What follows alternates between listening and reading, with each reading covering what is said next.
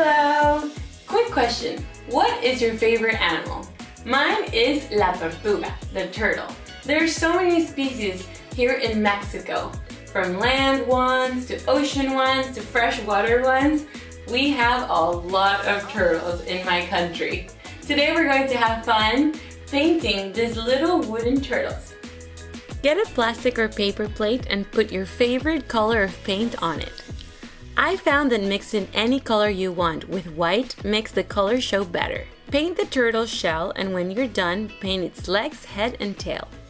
Now it's time to decorate the shell. I chose yellow dots for this turtle. You may find using a toothpick for the eyes and small details makes it so much easier. One eye here and one here. And we're done! There are so many combinations of colors you can make. Have fun! Once your turtle dries, you are ready to put it anywhere that you want. Don't forget to share them with your family and friends. I hope you had fun, and I'll see you next time. Bye! Dos Manos Craft Kits.